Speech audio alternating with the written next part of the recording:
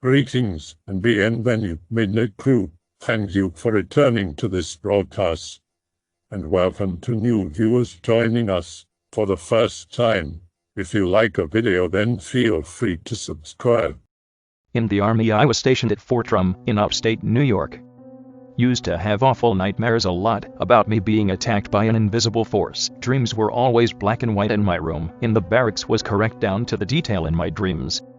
I could move very slightly, like my body was extremely heavy, and I couldn't talk other than a moan. Was always a struggle. Had dreams where I'd get dragged out of bed, wake up with bruises. Thought I was just sleepwalking and falling, till one day I woke up late at like 4 a.m, got to be up at 6 for PT, so said fuck it, and played on my phone for a bit. Then my banjo, I kept it out for room inspections. First sergeant won't notice small things wrong with your room if he had something that would blatantly distract him. Like a random banjo, so he would call me a hick, then leave, pluck 3 different strings. I flashed my phone light on it and saw the strings still vibrating, alone in my room. Ran to turn on the light but was too weirded out, so I left to hang out with guys on CQ, didn't tell them why though. Shit like that happened sporadically in barracks. An NCO used to have my room and told me his roommate killed himself as a private. Sadly, a lot of infantry passed away in barracks. E4 kid died on the 3rd floor while I was there. My roommate, whose room kid supposedly died in, had a bunch of shit happen to him. If anyone's interested in those stories. I'm interested in the stories your roommate has. Also, question for you. Whenever you slept anywhere other than your barracks, like out in the field on an FTX or in a hotel on leave, did you still have these nightmares? FTX was basic at Fort Benning in Georgia, Sand Hill baby. But no, only in barracks at Drum. No nightmares and field exercises there, but that could be I was woken up every other hour to pull guard lol. Roommate was playing PlayStation with a mutual friend of ours when he said his closet door slammed, window closed, cause the way AC works in barracks. Any other place I'd say meh, but these were heavy-ass metal doors with keycard locks, maybe 100 pounds, off the hinges. That don't close by itself. His room would also get tossed constantly, to the point where at first he was scared, but eventually he didn't care because it happened so often. Witnessed that firsthand. We got dismissed after final formation on a Friday, entered the common area, and heard chat getting thrown around his room. Fat fuck was a drunk, so I assumed it was him just being an ass. Get into civilians to drive to PX and see the lard ass talking to guys on CQ, tell him I heard shit in his room, so I walk back with him, unlocks his room with keycard, and his room was destroyed. Shelf fell over on his bed, clothes off hanger all on floor, PS3 or 4. On the ground as well as TV. He just stares at his room for a minute with me and says nope, uncloses his door, and we both left. He slept in our mutual friend's room. I crashed on my team leader's couch. Like I said, shit happened so often, would just shrug it off and blame the ghost, cause who cares? We got Monday run day fun day to deal with in the AM after all. He'd stay in our buddy's room a lot, and despite the thickness of the walls I'd still hear his shit getting rocked through the vents. He'd just pick it up in the morning. Cause your squad leader doesn't like to hear it was the ghost for room inspections. I never asked him if he had the nightmares like me, only 2 other kids down the hall said something similar. One was a Mormon and other was non-religious Indian, if that's relevant. Alright, here's one that happened to me, but I never tell it cause it's very unexplainable and people always just say I'm lying or was high or something. Be me. Living with my then girlfriend in a tiny little place above this old couple's garage. The fact that it's the on 2nd story comes up later. Sitting on couch watching TV with girlfriend. Don't remember what we were watching or doing before that. I realize now looking back on it that I was in a kind of mental haze, like when you're in a dream and you don't question how you got where you are. You just go along with it like your brain is in compliance mode. My girlfriend starts asking me questions, but the whole time she's looking forward and the TV with a really serious annoyed look on her face. It's really weird cause she was an airhead and never serious or angry about anything. I don't remember all the questions, but some were pretty random like, what's your name? It's Anon, I'm your boyfriend, remember, we live together. I kept trying to laugh awkwardly to lighten the mood. She's like, your full name. What is it? I tell her and she keeps going on like that. Really weird questions. Have you ever broken your bones? How many? Do they ever break by themselves? Lol what.jpg? Can you see well in the dark? What do you use your eyes for? For some reason I just kept answering, like I can't really explain it, but I just didn't think to question her. Not like I was scared of her, but more like when you feel too awkward to not go along with the situation, like when somebody mumbles something and you say what? Then they mumble again and eventually you just say yeah, cause it's too awkward to ask them to repeat themselves again. Some of the questions didn't make sense at all or were grammatically incorrect and made them sound like she was speaking English as a second language or was reading them off a page or something. She's English BTW. Shit starts getting weirder and or borderline unintelligible at times. Do you sink in the waves? The ocean's waves. Do you sink in them? With cat's claws. Can you cat's claws? Do you love sound? Eventually I get up and say, I'm going to go get some more chips from the kitchen, you want anything? She keeps looking forward and goes, no, sit. I look at the kitchen, it's normally really close. Remember, this is a shitty little apartment and everything is about 5 steps from everything else. It looks like the kitchen is about 5 miles away. The kitchen light is on, but it looks dark, like the lights are really dim and the bulbs are about to explode or something. The whole path from the couch to the kitchen looks really dark and scary and elongated, like how your passage looked when you were a kid who was afraid of the dark and you had to go pee at night. I'm suddenly terrified by the idea of going all the way to the kitchen alone, and I just sit back down next to her. She keeps asking questions. Eventually she starts asking about my dad and seems pretty interested about him. Does your dad love? Is he a holy man? I'm like, my dad's not a priest, you know that, he's a lawyer. She just keeps going, is he a fisher? No, sweetie, he's a lawyer, remember? Is he a fisher of men? After this she starts asking questions faster without a pause in between, so I can't even answer if I wanted to. The whole time she's just staring at the TV looking more and more annoyed. Do you move from here? Do you eat fish? Is your hand on fire? Does fire hurt you? As I'm sitting there wondering what the fuck I do now, there's a knock at the door. I'm so fucking relieved. I just want this conversation to be over and I'm starting to feel a bit more lucid. I'm starting to wonder what's going on with her. I go answer the door. I pull open the door and my friend is there. Here non, ready to go. The moment I see my friend, the fog is completely lifted and I'm completely aware of where I am and how fucking strange this conversation has been so far. My friend was coming over to pick me up to go to the pool hall and have some beers because my girlfriend was spending the night at her parents' house out of town. I take a few steps back to look around the corner at the TV and couch. My girlfriend is gone. I start walking towards the couch. My friend's just standing there like, bro, WTF. I'm standing there looking at the couch like I'm expected to see her hiding behind it or something. The TV is off. Faint movement outside window that's near the couch catches my attention. I put my face against the glass and look down. Can't see shit cause the lamp is on and it's dark outside, so I'm just looking at my own pale fucking face. Turn off lamp. Look out again. Look down at garden. Nothing. Notice more movement higher up, at eye level. I looked down at first because we're on the 2nd story, so I was instinctively looking for something on the ground level. I noticed something floating across the street almost already at the trees. I live across from a little wooded area, not an actual forest or anything, think more like Central Park in New York. Just a little bit of bushes and trees to help the city breathe, but it does eventually fade into a few open fields and eventually an actual forest. My face when I can see a figure floating into the tree line. It looks like a silhouette of a thin but wiry, muscular sort of man. He's got no wings or anything, he's just floating away. He might have had more features, but it's twilight and the light's pretty faded at this point, so it's pretty hard to see him in great detail. The worst part was that he was holding a woman by the hair in his right hand. She was dangling there like a dead body. Dressed like my girlfriend, or whatever the fuck was sitting next to me. The woman's body is turned towards me. Mouth is agape and the expression on the face looks like somebody who's been getting their fingernails pulled off for the past few days. At first I think she has huge black eyes. My face when she actually has no eyes at all. That's when I notice the body looks sort of flat. Closest thing I can compare it to is like a hyper-realistic blow-up doll that's been deflated.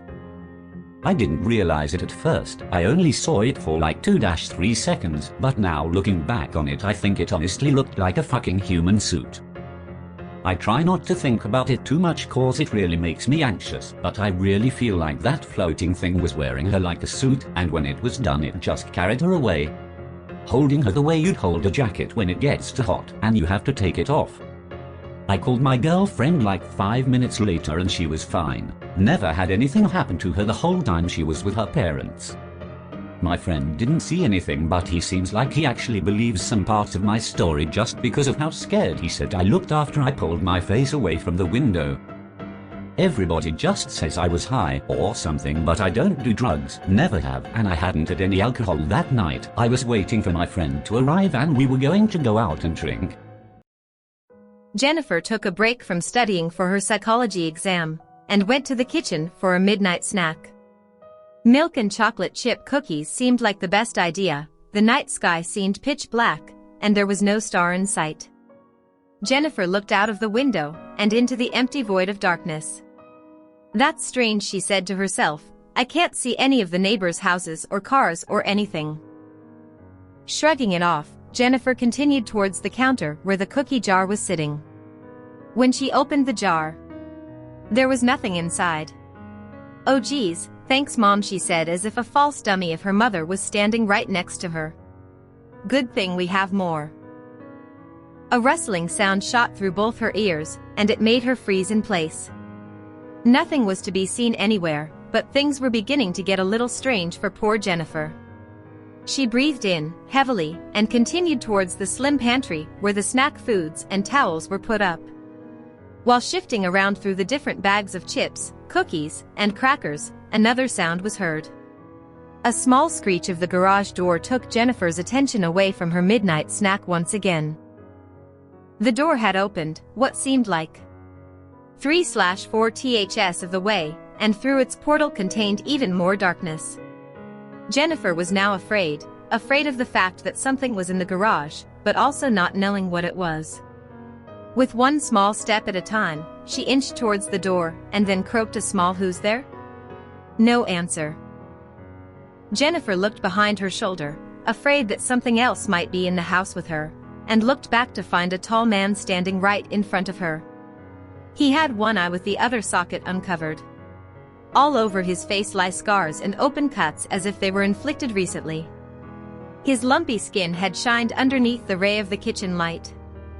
He stood there, emotionless, without a single breath. "Oh my God, are you okay?" Jennifer asked the man, as she moved to help the man in. Thinking that he was in trouble, the motley leper of a man finally opened his mouth. "Are you hungry, young girl?" the man said in a low, gravely tone.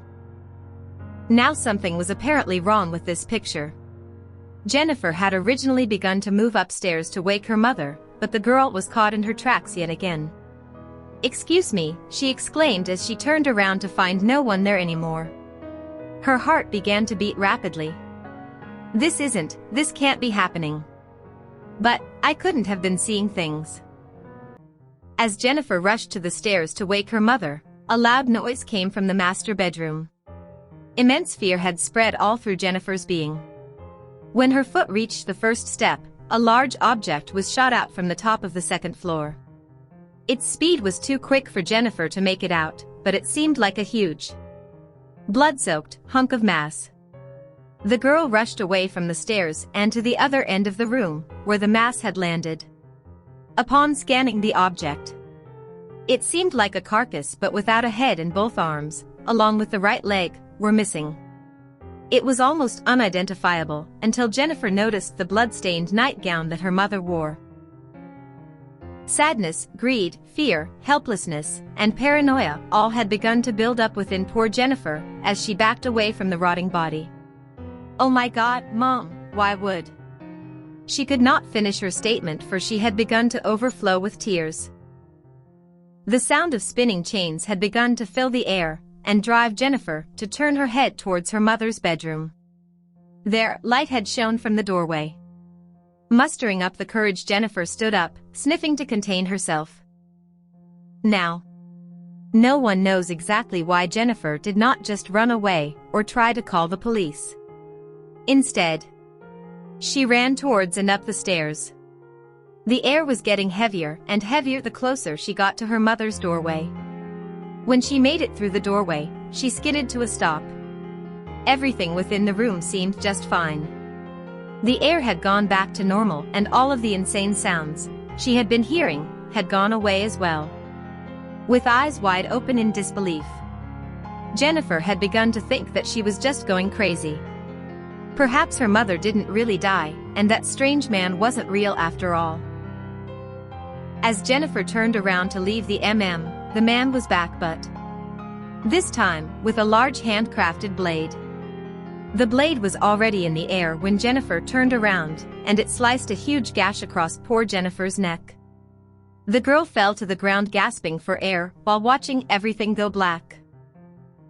The man stood over the girl and sang some sort of melody, while continuing to hack poor Jennifer's head off. The blade moved down from the middle of the neck and through the center of her chest and stomach. Two perfectly normal hands peeled the body open, and then a bag of chocolate chip cookies was taken from the man's jacket.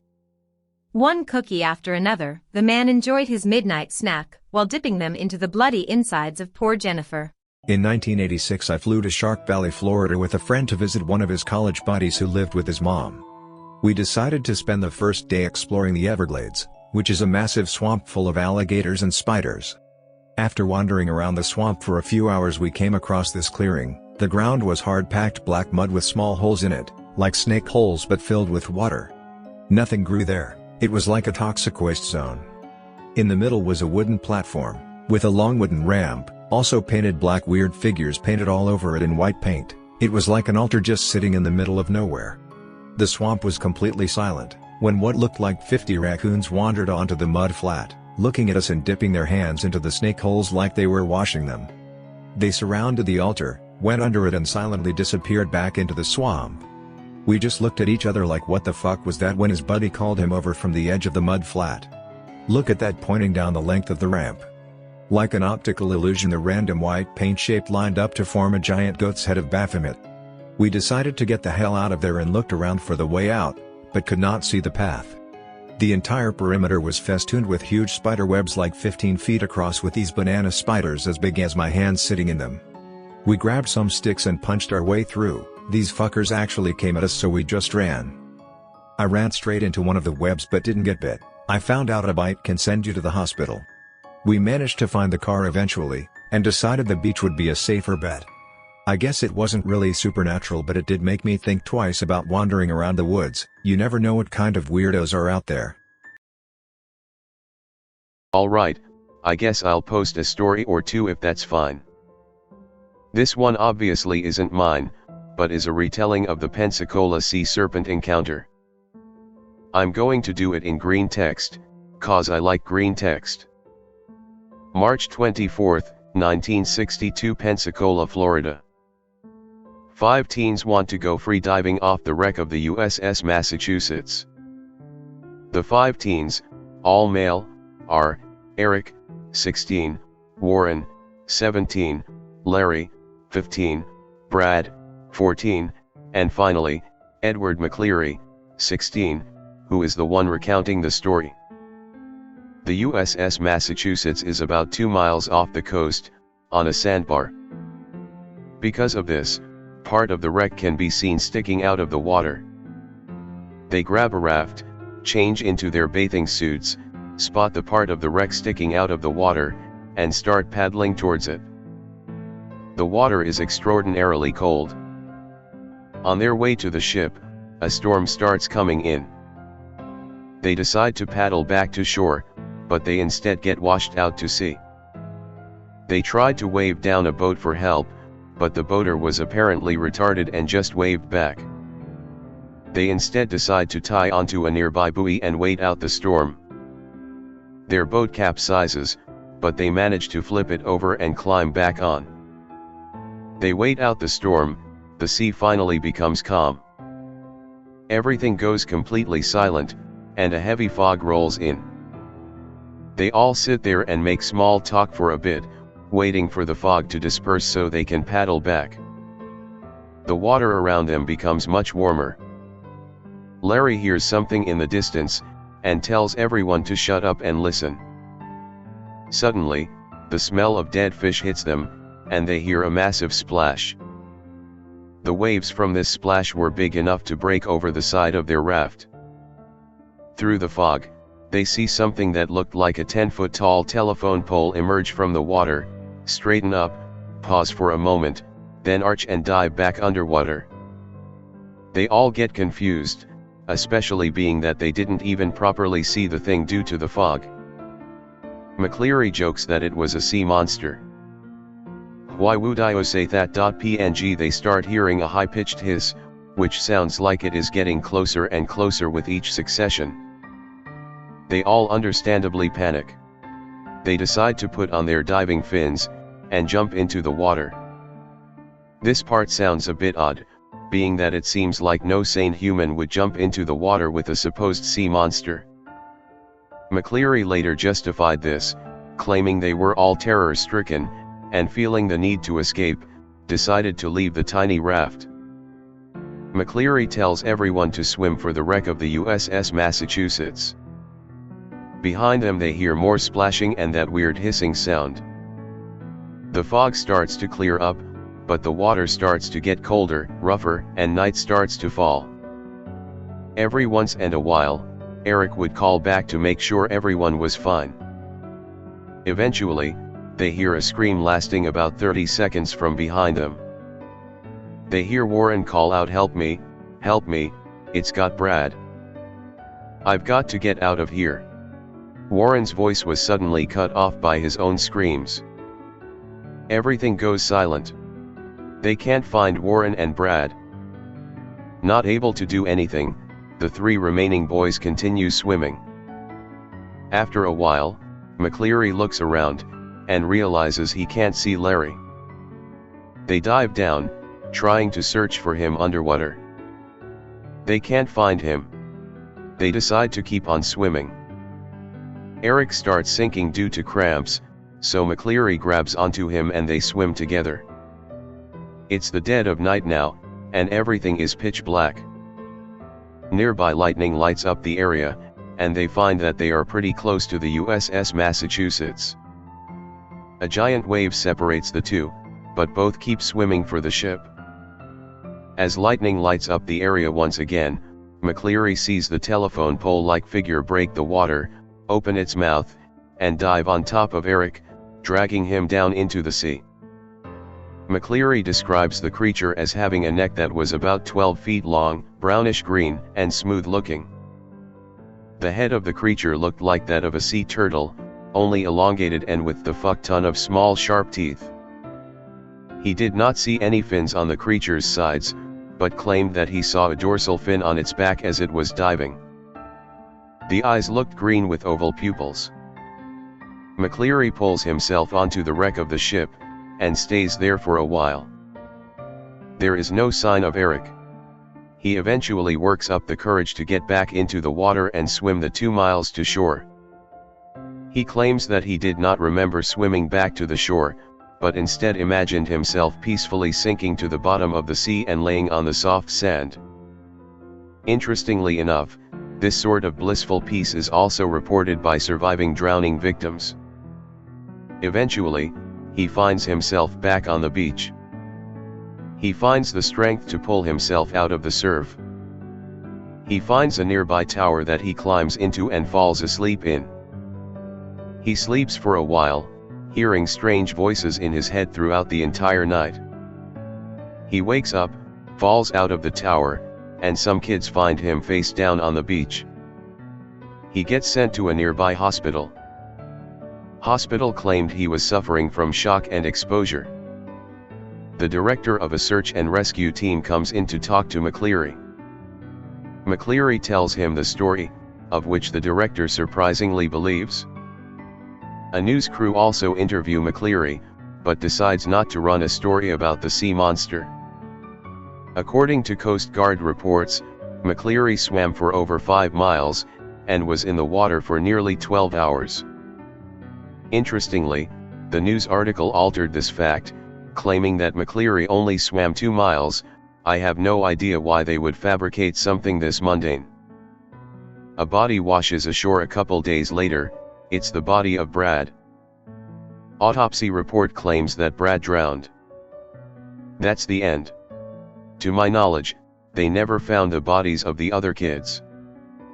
Oddly enough, there have been reports of similar-looking sea monsters off Mobile, Alabama, which is only 58 miles away. It's a pretty interesting story, and is convincing enough in some ways to make me think that McCleary either saw, or thinks he saw, a sea monster. I hope that you enjoyed tonight's broadcast. If you enjoyed tonight's story, then please subscribe to the channel, as more Greentexts will appear daily. A new broadcast will appear when the clock strikes midnight Central Time.